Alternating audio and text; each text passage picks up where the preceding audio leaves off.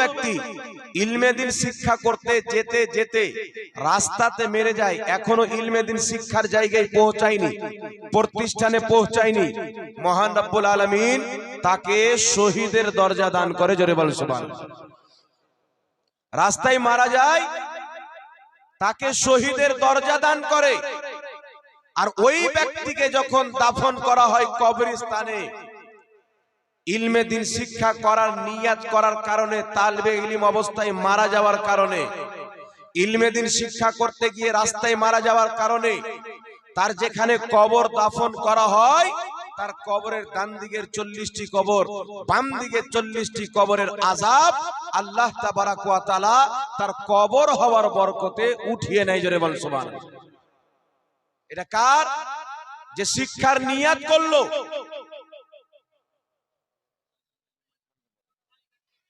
যে শিক্ষার নিয়াত করলো, তার ডান দিক বাম দিকের 40টি কবরের আযাব বন্ধ। তাহলে আপনারা এখানে যারা এসেছেন, সর্বপ্রথম একটি হাদিস মনে রাখতে হবে।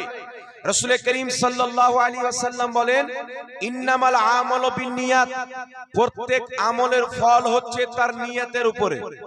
কিসের উপরে? প্রত্যেক আমলের ফল তার নিয়তের উপরে।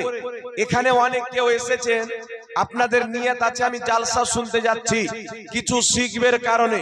যদি আপনার নিয়ত থাকে, উদ্দেশ্য থাকে যে আমি কিছু শিক্ষার জন্য যাচ্ছি, তাহলে আপনার আসাও নেকি, বসাও নেকি, যাওয়াও নেকি। জোরে বল সুবহানাল্লাহ। আর যদি আপনার উদ্দেশ্য থাকে যে আমি মেলা ঘুরতে যাচ্ছি, বা জিলেবি কিনতে যাচ্ছি, বা কোনো সামান কিনতে যাচ্ছি, তাহলে আপনার আসাও ফুজুল, বসাও ফুজুল, যাওয়াও ফুজুল, সব বেকার হয়ে যাবে। কিন্তু শিক্ষার নিয়ত নিয়ে আপনি যখন এই জায়গাতে এসে বসবেন, আপনার যাওয়া আসা বসা সবটাই ইবাদত হবে। জোরে বলেন সুবহানাল্লাহ। তাহলে আমাদের নিয়ত ঠিক হবে কি হবে না বাবা? জোরে বলেন। আর একটা কথা মনে রাখবেন, এখানে যিনারা এসেছেন শিক্ষার নিয়তে, তাদেরকে বলতে চাই, আপনি আজকে কত উপকার পাচ্ছেন। একজন ব্যক্তি যদি, রাসূল পাক বলছেন, একজন ব্যক্তি যদি সারা রাত্রি জেগে নফলি ইবাদত করে, কি করে? একজন ব্যক্তি যদি সারা রাত্রি জেগে নফলি ইবাদত করে, আর একজন ব্যক্তি মাত্র 10 মিনিট, কয়েক মিনিট সময় ইলমে দিন শিক্ষা করে, আল্লাহ তাবারাক ওয়া তাআলার নিকটে সারা রাত্রি নফলি ইবাদত করার চাইতে মাত্র 10 মিনিট ইলমে দিন শিক্ষা করার ফজিলত বেশি। জোরে বলেন সুবহানাল্লাহ। বুঝতে পারছেন আমার কথা? না খোট্টা আদমি নেই সমঝ মারা? বাংলা বুঝেন? জি। তাহলে কি বুঝতে পারলেন? একজন ব্যক্তি যদি সারা রাত্রি ইবাদত করে, আর একজন ব্যক্তি যদি 10 মিনিট ইলমে দিন শিক্ষা করে, সারা রাত্রি নফলি ইবাদত করার চাইতে 10 মিনিট কিছু শিখা, কোরআন হাদিসের কথা আলিম ওলামার জবানে, এর ফজিলত, এর সম্মান বেশি। জোরে বল সুবহানাল্লাহ। তাহলে 10 মিনিট শিখলে যদি এত বেশি হয়, আপনি তো এখানে সারা রাত্রি শিক্ষা নেবেন না, কি বলেন? তাহলে আপনার কত নেকি হবে, বুঝতে পারছেন তো? এ মাইকমান ভাই, নবী পাক সাল্লাল্লাহু আলাইহি ওয়াসাল্লাম বলেন যে 3টি জিনিসের দিকে তাকানো ইবাদত। কয়টি জিনিসের দিকে? 3টি জিনিসের দিকে তাকানো ইবাদত। সাহাবা জিজ্ঞাসিত হলেন, ইয়া রাসূলুল্লাহ, ইয়া হাবিবাল্লাহ, যে 3টি জিনিসের দিকে তাকানো ইবাদত, ওই 3টি জিনিস কি? নবী পাক সাল্লাল্লাহু আলাইহি সাল্লাম বললেন, সর্বপ্রথম হচ্ছে আল্লাহর কাবার দিকে তাকানো ইবাদত। জোরে হবে না সুবহানাল্লাহ? কাবার দিকে তাকানো ইবাদত। দ্বিতীয় নাম্বার সাহাবা জিজ্ঞাসা করলেন, নবী পাক সাল্লাল্লাহু আলাইহি সাল্লাম বললেন, দ্বিতীয় নাম্বার হচ্ছে পিতা এবং মাতা উভয়ের চেহারার দিকে তাকানো ইবাদত। সুবহানাল্লাহ বলবেন না? তাহলে সামনে বসেছেন কেন? এখানে বসলে বাবা বলতে হবে। দ্বিতীয় নাম্বার মা বাপের চেহারার দিকে তাকানো ইবাদত। আর কত বড় ইবাদত, সুবহানাল্লাহ।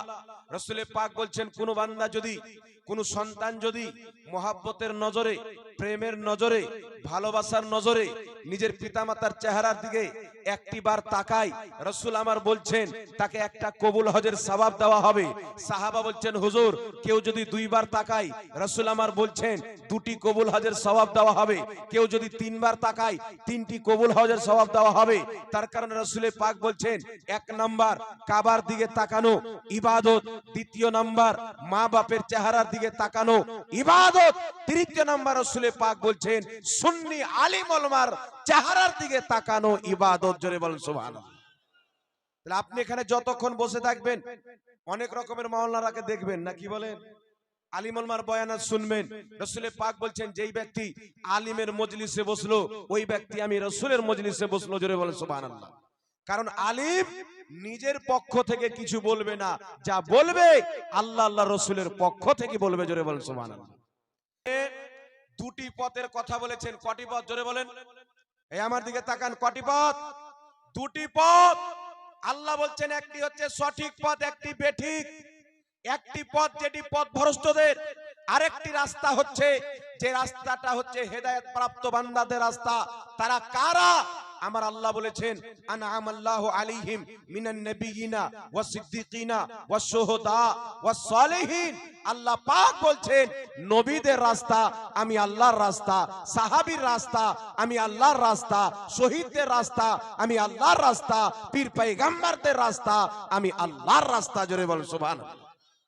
এই চার শ্রেণীর ব্যক্তিদের রাস্তা আল্লাহ পাকের রাস্তা।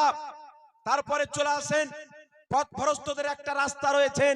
কারণ দুনিয়াতে বেরাদার ইসলাম একটা ভালো দিক আছে, তো একটা এই আপনারা কোন দিকে তাকাচ্ছেন? আপনারা তার কথা বলেছেন একটি হচ্ছে ভালো পথ, একটি হচ্ছে খারাপ পথ। একটি পথ আপনাকে জান্নাতে নিয়ে যাবে, আর একটি পথ আপনাকে জাহান্নামে নিয়ে যাবে। একটি পথ আপনাকে আল্লাহ পর্যন্ত নিয়ে যাবে, আর একটি পথ আপনাকে শয়তানের নিকটে নিয়ে যাবে। তাই ব্রাদার ইসলাম আমাদেরকে জানতে হবে ওই ভালো পথ কোনটি, যেই পথে চললে আমরা জান্নাত যেতে পারবো, যেই পথে চললে আল্লাহকে খুশি করতে পারবো, যেই পথে চললে মদিনার তাজদারকে খুশি করতে পারবো। তো আমার আল্লাহ বলে দিয়েছেন ওই পথ হচ্ছে আমার চার শ্রেণী বান্দাদের পথ। এক হচ্ছে নবীদের পথ, সিদ্দিকিনদের পথ, শহীদদের পথ, ওলিয়া উলিয়াদের পথ। আল্লাহ পাক বলছেন আমার নবীর পথে চলো, আমারই পথে চলে আসবে। সাহাবার পথে চলো, আমার পথে চলে আসবে। শহীদদের পথে চলো, আমার পথে চলে আসবে। আমার ওলি বান্দাদের পথে চলো, তাদের পথটাই হচ্ছে আমি আল্লাহর পথ। জোরে বল সুবহানাল্লাহ। আর একটু জোরে হবে না সুবহানাল্লাহ? তাহলে পথ কটা হলো বাবা? দুটা না? দুনিয়াতে প্রত্যেক জিনিসের ভালো মন্দ আছে না নাই? একটা ভালো আছে তো একটা মন্দ আছে। একটি জমিন আছে তো আসমান আছে, সাত তবক জমিন, সাত তবক আসমান। জান্নাত আছে তো জাহান্নাম আছে, নর আছে তো নারী আছে, পুরুষ আছে তো মহিলা আছে, সন্তানের মধ্যে মেয়ে আছে তো আবার ছেলে আছে। প্রত্যেক জিনিসের মধ্যে ছেলে মেয়ে জমিন আসমান দুটো দিক আছে কি নাই? একটা ভালো রাস্তা একটা খারাপ রাস্তা আছে না নাই? একটা লোক টাইমে নামাজ পড়তে গেল, আর একটা লোক বাজারে চা খেতে গেল কিন্তু নামাজ পড়লো না। তাহলে কার পথটা ভালো? জি, যে নামাজ পড়তে গেল তার পথটা ভালো না? একটু আমার দিকে লক্ষ্য করবেন। মহান রব্বুল আলামিন পবিত্র কোরআন পাকের মধ্যে বলছেন, আমি একদম স্পিড বলে যাচ্ছি, পবিত্র কোরআন পাকে বলছেন ইন্নাদ দীনা ইনদাল্লাহিল ইসলাম। আল্লাহ বলছেন আমার নিকটে একমাত্র মনোনীত ধর্ম হচ্ছে ইসলাম ধর্ম। ইসলাম মানে হচ্ছে শান্তি। কিন্তু বাবা আজকে ইসলামের মধ্যে শান্তি পাওয়া যায় না। ইসলামের মানা শান্তি, ইসলাম ধর্ম শান্তির, কিন্তু আমরা যখন খুঁজি ইসলামের মধ্যে শান্তি পাই না। কেন পাই না? যরকম মৌলবি তরকম বক্তা, তরকম ফাতোয়া আছে না নাই? যরকম মৌলবি দেখতে পাওয়া যায় তই রকম ফাতোয়া মারে। ব্রাদার ইসলাম একটু লক্ষ্য করে শুনবেন। আল্লাহ পাক পবিত্র কোরআনে বলছেন আল্লাহর রশ্মিকে মজবুত করে ধরে নাও, তোমরা ফিরকায় বন্টন হয়ে যেও না। আল্লাহর রশ্মিকে ধরে রাখতে হবে। আমার আপনার নবী কি বলছেন আল্লাহর রশ্মির ব্যাপারে? রাসূল পাক বলেছেন, হাদিসটি তিরমিজির মধ্যে, এই হাদিসকে আজ পর্যন্ত কেউ অস্বীকার করেনি। রাসূল পাক বলছেন বনি ইসরাইলের মধ্যে ৭২টি ফিরকা হয়েছিল, আমার উম্মতের মধ্যে ৭৩টি দল হবে। রাসূল পাক বলছেন কুল্লুহুম ফিন্নার, সবাই জাহান্নামে যাবে, ইল্লা মিল্লাতান ওয়াহিদা, একটি দল জান্নাতে যাবে, মা আনা আলাইহি ওয়া আসহাবি, যে আমার আকীদাতে, আমার সাহাবার আকীদাতে থাকবে, তারাই হবে জান্নাতি। কার আকীদাতে থাকবে? যে নবী এবং সাহাবার আকীদাতে থাকবে, তারাই হবে জান্নাতি। আজকে নবীর আকীদা কার মধ্যে, সাহাবার আকীদা কার মধ্যে, এই জিনিসটা দেখতে হবে বাবা। আপনি যদি এটাকে বুঝে নেন, মসলা ক্লিয়ার হয়ে যাবে। আমার নবী কি বললেন? 73 ফিরকা, 72 জাহান্নামী, একটি জান্নাতি। এইবার একটু আমার দিকে লক্ষ্য করেন। রাসূল পাক সাহাবায়ে কেরামকে দাগ টেনে বুঝিয়ে দিলেন, একটি লম্বা করে দাগ টানলেন, বাকি দুই সাইডে নবী আমার 72টি দাগ টানলেন। রাসূল পাক বলছেন এটা হচ্ছে সোজা পথ। সোজা পথে চলা অনেক কষ্ট হবে, কারণ যেই ব্যক্তি সোজা পথে চলবে, দুই দিকের 72টি দল বলবে এই দিকে সোজা পথ আছে, এই দিকে সোজা পথ আছে। তাদের ধোঁকাতে পড়ে, তাদের জালে যারা ফেসে যাবে, 72 জাহান্নামী দলে চলে যাবে। আর যারা সোজা চলতে চলতে কিয়ামত পর্যন্ত চলে যাবে, তারা নবী মুস্তাফার সাথে জান্নাতে যাবে। বলেন সুবহানাল্লাহ। তাহলে 72টি দল হবে সাইডে, একটি হবে জান্নাতি। এবার চিন্তা করেন 72টি দল হবে কোথায় থেকে? ওই এক দল থেকে কেটে কেটে বের হবে, এক দল থেকে কেটে কেটে বের হবে। নবী সুজা করে টানলেন যে যেই রশ্মিটা আমি আল্লাহর ধরেছি, আমার রশ্মিকে আবু বকর ধরেছেন, আমার রশ্মিকে উমর ফারুক ধরেছেন, আমার রশ্মিকে আলী ধরেছেন, আমার রশ্মিকে ইমামে হুসাইন ধরেছেন। কিয়ামত পর্যন্ত যারাই আমি নবীর রশ্মিকে ধরে থাকবে, তাদের পিছনে চলিও, তারা জান্নাতি, তাদের পিছে চলনেওয়ালা মুসলমানও জান্নাতি। বলেন সুবহানাল্লাহ। এখন দেখতে হবে আল্লাহর রশ্মি কার কাছে আছে।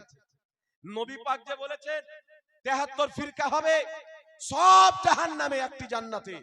আজকে দেখতে পাওয়া যায়, কাদিয়ানীকে জিজ্ঞাসা করেন, কাদিয়ানী বলবে আনা জান্নাত, আনা জান্নাতি, আমিও জান্নাতি। দেওবন্দীকে জিজ্ঞাসা করে বলবে আমি জান্নাতি। ওয়াহাবিকে জিজ্ঞাসা করেন আমি জান্নাতি, তারা তো বেশি গলা ফেলে বলবে জান্নাতি যদি থাকে তা আমরা জান্নাতি।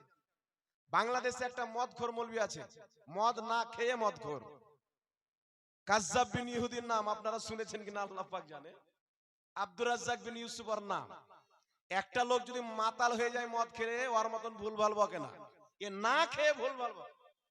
এই লোকটা বলছে দুনিয়াতে যত ইহুদি, দুনিয়াতে যত খ্রিস্টান, দুনিয়াতে যত অমুসলিম আছে, তারা যদি কোন দলকে জান্নাতি বলে মেনে থাকে, ওই দলটা হলো ওয়াহাবি আহলে হাদিস। বলেন নাউজুবিল্লাহ। যত ইহুদি, আমি বললাম শুনো, তোমাদের দলকে ইহুদি জান্নাতি বলেছে, তোমাদের দলকে নাসারা জান্নাতি বলেছে, তোমাদের দলকে বিজ্ঞান জান্নাতি বলেছে, তোমাদের দলকে কোন ডক্টর জান্নাতি বলেছে। আল্লাহর কসম খেয়ে বলি, আহলে সুন্নাত ওয়াল জামাতকে দুনিয়ার কোন ইহুদি না, দুনিয়ার কোন নাসারা না, সুন্নি মুসলমানকে জান্নাতি বলেছেন মুহাম্মদুর রাসূলুল্লাহ বলেছেন। বল সুবহানাল্লাহ। তো কোনটা জান্নাতি হবে? ইহুদি যাকে জান্নাতি বলেছে ও জান্নাতি হবে, না মুস্তাফা যাকে জান্নাতি বলেছেন ও জান্নাতি হবে? কথা বলবেন না? বাংলা नहीं समझता है बाबू, उर्दू चलाना पड़ेगा। अरे ইহুদি নাসারা যাকে জান্নাতি বলবে ও জান্নাতি হবে, না মুহাম্মদ রাসূলুল্লাহ যাকে জান্নাতি বলবে ও হবে? তো বলছে ইহুদি নাসারা জান্নাতি বলবে। তো ইহুদিদের মাসিহার নাম কি? লক্ষ্য করেন, ইহুদিদের মাসিহার নাম হলো দাজ্জাল। কি? দাজ্জাল। কিয়ামতের পূর্বে আসবে, একটা চোখ থাকবে, একটা চা থাকবে না, এক চোখের কানা থাকবে, দাজ্জাল কানা। এই দাজ্জাল বের হবে, এই দাজ্জাল হচ্ছে ইহুদিদের মাসিহা। এবার ইহুদিরা বলেছে আহলে হাদিস জান্নাতে যাবে, নাসারা বলেছে আহলে হাদিস জান্নাতে যাবে, কিন্তু নাসারাদের গুরু আহলে হাদিসদের মাসিহা যার নাম হচ্ছে দাজ্জাল। চলেন তাদের জান্নাতটা কোন জিনিস? দাজ্জাল আসবে, একদিকে মানুষকে বলবে যে আমাকে তোমরা খোদা মানো, তোমাদেরকে জান্নাত দিব। মানুষ বলবে আমাদের খোদা তো মুর্দাকে জীবিত করে আর জিন্দাকে মেরে দিতে পারে। ওই দাজ্জাল একজন জীবিত ব্যক্তিকে মেরে দিবে, একজন মরা ব্যক্তিকে জিন্দা করে দিবে, বলবে আমাকে খোদা মানো, তোমাকে জান্নাত দিব। যেই ব্যক্তি ওকে খোদা মানবে তার জান্নাতে পাঠাবে, যেই ব্যক্তি ওকে খোদা মানবে না তাকে তার জাহান্নামে পাঠাবে। আর দাজ্জালের জান্নাত হলো আসলে জাহান্নাম, দাজ্জালের জাহান্নাম হলো আসলে জান্নাত। তো ইহুদির জান্নাত হলো জাহান্নাম, নাসারার জান্নাত হলো জাহান্নাম। আর বাংলাদেশের খ্যাপা মৌলবি বলছে যে জান্নাতে আমরা যাব, ইহুদি বলেছে, নাসারা বলেছে, কিন্তু আমরা দেখতে পাই ইহুদি নাসারার জান্নাত হলো আসলে খোদার জাহান্নাম। তো তোমরা খোদার জাহান্নামে যাবে, সুন্নি মুসলমান খোদার জান্নাতে যাবে। আর একটু জোরে হবে না সুবহানাল্লাহ? এইবার চলে আসেন বিরাদর ইসলাম, 73 ফিরকা 72 জাহান্নামে, একটি জান্নাতে। নামটা কি? কাদিয়ানি বলছে আমরা জান্নাতি, শিয়া বলছে আমরা জান্নাতি, আহলে হাদিস বলছে আমরা জান্নাতি, ওয়াহাবি বলছে আমরা জান্নাতি, আপনার রাফজি বলছে আমরা জান্নাতি, তবলিগি বলছে আমরা জান্নাতি। আসলে জান্নাতি কে? আমার নবী তো শুধু ভাগ করে চলে যাননি, যে 72 জাহান্নামী একটা জান্নাতি নাম তো বলেছেন। জোরে বলেন তো, কাদেরকে জান্নাতি বলেছেন? আল্লাহর কসম খেয়ে বলি, রাসূলুল্লাহর সহিহ হাদিস বিদ্যমান, আল্লাহর নবী সাল্লাল্লাহু আলাইহি সাল্লাম কোন নাম নিয়ে না কোন আহলে হাদিসকে জান্নাতি বলেছেন, না আপনার দেওবন্দিকে জান্নাতি বলেছেন, না ওয়াহাবিকে জান্নাতি বলেছেন, না শিয়াকে জান্নাতি বলেছেন, না কাদিয়ানীকে জান্নাতি বলেছেন। দয়ার নবী মায়ার নবী নবীজি সাল্লাল্লাহু আলাইহি সাল্লাম যেই দলকে জান্নাতি বলেছেন, আমার আপনার নবী বলছেন যেই দল জান্নাতে যাবে ওই দল আহলে হাদিস হবে না, দেওবন্দি হবে না, ওয়াহাবি হবে না। মুস্তাফা বলছেন যিনাকে আল্লাহ জান্নাতের মালিক বানিয়েছেন, আমার আপনার নবী বলছেন যেই দল জান্নাতে যাবে ওই দলের নাম হলো আহলে সুন্নাত ওয়াল জামাত, সুন্নি জামাত। জোরে বল সুবহানাল্লাহ।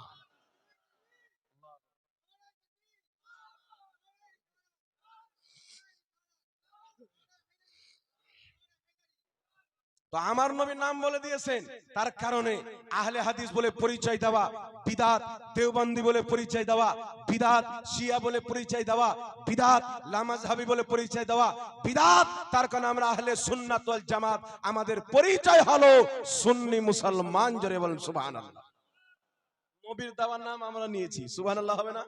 আমার চ্যালেঞ্জ থাকলো, এই পৃথিবীর মাটিতে কোন আহলে হাদিস যদি থাকে, কোন দেওবন্দি যদি থাকে, মাত্র একটা হাদিস যদি দেখাইতে পারে আমার নবী কোন হাদিসে বলেছেন আহলে হাদিস জান্নাতে যাবে, আল্লাহর কসম খেয়ে বলি, আমি মোহাম্মদ জাহাঙ্গীর আলম রেজভী, রাজমহল ঝাড়খণ্ড, তাকে 1 লক্ষ না 10 লক্ষ টাকা পুরস্কার দেবো, আর আমি দেখাবো আমার নবী মুস্তাফা আমরা আহলে সুন্নাত ওয়াল জামাতকে জান্নাতি বলেছেন। জোরে বল সুবহানাল্লাহ। নবী যাকে জান্নাতি বলেছেন সে জান্নাতি নাকি বলেন? আমার নবী বলছেন আবু বকর তুমি জান্নাতি, উমর তুমি জান্নাতি, আলী তুমি জান্নাতি, তালহা তুমি জান্নাতি, বিলাল তুমি জান্নাতি। আমার আপনার নবী 10 জন সাহাবার নাম উল্লেখ করে জান্নাতি বলে দিয়েছেন। জমিন আসমান হতে পারে, আসমান জমিন হতে পারে, মুহাম্মদ রাসূলুল্লাহর জবান ইদিক উদিক হবে না। জোরে বলেন সুবহানাল্লাহ। নবী পাক সাল্লাল্লাহু আলাইহি সাল্লাম ক্লিয়ার করে দিলেন। আরেকটি হাদিস শুনেন, আহলে হাদিসদের গুরু ইবনে কাসির নিজের কিতাব তাফসীর ইবনে কাসিরের মধ্যে হাদিসটি সহিহ সনদে উল্লেখ করেছেন। হাদিস কি? আমার নবী আপনার নবী সাল্লাল্লাহু আলাইহি সাল্লাম বলছেন কিয়ামতের ময়দানে এক শ্রেণীর ব্যক্তি হবে যাদের চেহারা দিয়ে নূর বের হবে। সুবহানাল্লাহ বলেন। কিয়ামতের ময়দানে কিছু লোক হবে, এক শ্রেণীর ব্যক্তি হবে যাদের চেহারা দিয়ে নূর বের হবে, এবং অনেক লোক হবে যাদের চেহারা কালো অন্ধকার হয়ে যাবে। সাহাবা বলছেন ইয়া রাসূলুল্লাহ, যাদের চেহারা দিয়ে নূর বের হবে তাদের নামটা কি? যাদের চেহারা কালো কচু হয়ে যাবে তাদের নামটা কি? আমার নবী আপনার নবী বলেছেন যাদের চেহারা দিয়ে নূর চমকিবে তারা হবে আহলে সুন্নাত ওয়াল জামাত, সুন্নি মুসলমান। জোরে বল সুবহানাল্লাহ। আর যেই ব্যক্তি নবীকে নূর মানে না, ওর নূর পাবে? যারা নবীকে নূর মানে না পাবে। এ বলছেন নবীও হাঁকতেন মুততেন, আমরাও হাগি মুতি। তো তুই যদি হাইগে দিস মুইতে দিস কোন মসজিদের সামনে, গোড়া ভিড়িয়া তোর কেটে নেওয়া হবে না, কি বলে? আর আমার আপনার নবীর পেশাব মুবারক, পাখানা মুবারক আমাদের মতো নোংরা ছিল না, মুস্ক আম্বারের চাইতে বেশি সুগন্ধি ছিল। জোরে বলেন সুবহানাল্লাহ। আর তুলনা করছেন নবীর সাথে। আরে শুনো, যেই নবী মুস্তাফার ঘামে খুশবু, পেশাবে খুশবু, পাখানাতে খুশবু, থুথু মুবারকে খুশবু, তুমি যদি কোনো ভালো চোখে থুপ দিয়ে দাও চোখ কানা হয়ে যাবে। মুস্তাফা অন্ধ চোখে থুপ দিলে চোখের জ্যোতি ফিরে আসে। বলেন সুবহানাল্লাহ। আল্লাহু আকবার কবিরা। তাই ব্রাদার ইসলাম, এখন অনেক রকমের ফিরকা আছে, এখানে হাত বাঁধতে বাঁধতে এখানে টেনে নিচ্ছে, এরকম নাই? আপনাদের আশপাশে আছে? এখানে হাত বেঁধে টেনে নিয়েছেন এখানে। আর তাজ্জুব হবে, কিছু মৌলবি বেরিয়েছে মানুষকে বলছে যে নাভির নিচে হাত বানার কোনো সহি হাদিস নাই, বুকের উপরে হাত বানার 4টা সহি হাদিস আছে। বাংলাদেশের দাজ্জাল কানা বলেছে। আমি 1.5 বছর থেকে চ্যালেঞ্জ করেছি, এই নীল আকাশের নিচে এই জমিনের উপরে যদি কোন লামাযহাবী যারা বুকের উপরে হাত দিয়ে নামাজ পড়ে, আমাকে বুকের উপরে হাত বানার একটা যদি সহি হাদিস দিতে পারে, আমার নবী মুস্তাফা বুকের উপরে হাত বেঁধেছেন, তাকে 10 লক্ষ টাকা পুরস্কার দেওয়া হবে। হিম্মত থাকলে চ্যালেঞ্জ অ্যাকসেপ্ট করো, না কি বলেন? হিম্মত থাকলে অ্যাকসেপ্ট করবে কি করবে না? কিন্তু কোন মায়ের লাল দেখাতে পারে না। কিন্তু আমার এটাও চ্যালেঞ্জ, নাভির নিচে হাত বানার একটা না দুটা না, আমার মতন একটা ছোট মৌলবি 4টা সহি হাদিস দিতে পারবে। জোরে বলেন সুবহানাল্লাহ। বুকের উপরে হাত বানার কোনো সহি হাদিস নাই। কিন্তু প্রবলেম হচ্ছে কি জানেন, এরা বুকের উপরে হাত বানার জাল জয়ীফ হাদিসকে উল্লেখ করেছে, কিতাবে লিখেছে, লেখার পরে নিচে লিখেছে হাদিসটি সহিহ। একটা নাম আপনারা শুনে হবেন, জাকির নায়েক, নাম শুনেছেন? জি, এ বলছে বুকের উপরে হাত বানার হাদিসটি সহিহ, নাভির নিচে হাত বানার হাদিসটি জয়ীফ। শুনেছেন এই কথা? জি। কিন্তু নাভির নিচে হাত বানার সহিহ হাদিস আছে, বুকের উপরে হাত বানার কোনো সহিহ হাদিস নাই। এটাই হচ্ছে সত্য। জোরে বলেন সুবহানাল্লাহ। কিন্তু মানুষকে কি বলে ধোকা দিল, কোন দিক দিয়ে গিয়ে নিয়ে গিয়ে ধোকা দিল। আর ধোকা কিভাবে দেয়, শুধু হাদিস না, কোরআনের নামে। বুঝে কোরআন পাকে 25টি আয়াত আছে, ওসিলা হারাম একটাও নাই। বরং কোরআন পাকে আয়াত আছে, আল্লাহ বলছেন ওয়াবতাগু ইলাইহিল ওসিলা, তোমরা ওসিলা পেশ করো। আর এই দাজ্জাল কানা বলছে ওসিলা হারাম, 25টা আয়াত আছে, একটাও আয়াত নেই। কেউ দেখাতে পারে না। বুকের উপরে হাত বানার হাদিস সহিহ আবু দাউদে, কিন্তু আবু দাউদের হাদিসটি সহিহ না জয়ীফ, দুই দিক দিয়ে জয়ীফ। আবু দাউদে তাউস বলছেন নবী পাক বুকে হাত বেঁধেছেন। হযরতে তাউস হচ্ছেন তাবেঈ, যিনি নবীকে দেখেননি, ডাইরেক্ট নবীর কথা বলছেন। এই ধরনের হাদিসকে বলা হয় মুরসাল। মুরসাল হওয়ার কারণে আবু দাউদের হাদিসটি জয়ীফ। আর আবু দাউদের হাদিসের মধ্যে একজন বর্ণনাকারী রয়েছেন, যেই বর্ণনাকারীর নাম হচ্ছে সুলাইমান বিন মুসা। ইমাম বুখারী সুলাইমান বিন মুসাকে মুনকারুল হাদিস বলেছেন। দুই দিক দিয়ে হাদিসটি জয়ীফ, অর্থাৎ হাদিসটি অতিরিক্ত জয়ীফ। জোরে বলেন সুবহানাল্লাহ। আর জয়ীফ হাদিসকে বলছে সহিহ। কিন্তু আলহামদুলিল্লাহ আহলে সুন্নাত ওয়াল জামাত হানাফি মাযহাবের মান্যকারীদের নিকটে একটা না দুটা না 4টা সহিহ হাদিস আছে। দয়ার নবী মুস্তাফা নামাজে দাঁড়িয়েছেন, নাভির নিচে হাত বেঁধেছেন। সাহাবায়ে কেরাম নামাজে দাঁড়িয়েছেন, নাভির নিচে হাত বেঁধেছেন। তাবেঈনে কেরাম নামাজে দাঁড়িয়েছেন, নাভির নিচে হাত বেঁধেছেন। তাই ইমাম আবু হানিফা বলছেন, যেটা নবীর মাযহাব, যেটা সাহাবার মাযহাব, যেটা তাবেঈর মাযহাব, ওটাই হচ্ছে আমি আবু হানিফার মাযহাব। জোরে বলেন সুবহানাল্লাহ। এখন আপনাদেরকে 3টি হাদিস শোনাবো, নাভির নিচে হাত বানার 3টি সহিহ হাদিস। প্রথম হাদিস মুসান্নাফে ইবনে আবি শাইবা, যেই হাদিসটিকে আপনার মুসান্নাফে ইবনে আবি শাইবার মধ্যে ইমাম ইবনে আবি শাইবা লিখেছেন। ইমাম ইবনে আবি শাইবাকে তিনি হচ্ছেন ইমাম মুসলিমের শিক্ষক, ইমাম বুখারীর শিক্ষক। একটু লক্ষ্য করে শুনবেন, যিনি মুসলিম শরীফ লিখেছেন তিনার ওস্তাদ, যিনি বুখারী লিখেছেন তিনার ওস্তাদ ইমাম ইবনে আবি শাইবা হাদিসটিকে উল্লেখ করেছেন। যেই হাদিসটিকে ইমাম নিভামি রাহমাতুল্লাহ আলাইহি সহিহ বলেছেন, যে হাদিসটিকে ইমাম কুতুবুগা রাহমাতুল্লাহ আলাইহি সহিহ বলেছেন। হাদিসটি কি? হাদিসের বর্ণনাকারী হযরতে আলকামা ইবনে ওয়াইল ইবনে হুজুর নিজের পিতা থেকে বর্ণনা করছেন। তিনি বলছেন রাআইতুন নবী সাল্লাল্লাহু আলাইহি সাল্লাম, আমি নবী পাককে দেখলাম, ইয়াদা ও ইয়ামিনাহু আলা শুমালিহি ফিস সালাতি তাহতা সুররা, নবী পাক ডান হাতকে বাম হাতে রেখে নাভির নিচে বেঁধেছেন। জোরে বল সুবহানাল্লাহ। আর একটু জোরে হবে না সুবহানাল্লাহ? নবী পাক ডান হাত বাম হাতে রেখে নাভির নিচে হাত বেঁধেছেন। একেবারে টনটনা কাচের মতন সহিহ হাদিস। দ্বিতীয় নাম্বার চলে আসেন, সাহাবা কোথায় হাত বেঁধেছেন। ইমাম ইবনুল বার রাহমাতুল্লাহ আলাইহি নিজের কিতাব আত-তামহিদ 20তম খণ্ড 78 নম্বর পৃষ্ঠা, বেইরুত লেবাননের ছাপ, হযরতে উকবা বিন সাহবান হাদিস বর্ণনা করছেন। তিনি বলছেন ফাসাল্লি লিরাব্বিকা ওয়ানহার, কুরআন পাক সূরাতুল কাউসারের উক্ত আয়াতের তাফসিরে হযরতে আলী বলেছেন যে নামাজে হাত বাঁধার নিয়ম হলো তুমি ডান হাতকে বাম হাতে রেখে ফিস সালাতি তাহতা সুররা, নামাজে নাভির নিচে বাঁধবেন। জোরে বল সুবহানাল্লাহ। আর একটু জোরে বলতে হবে সুবহানাল্লাহ।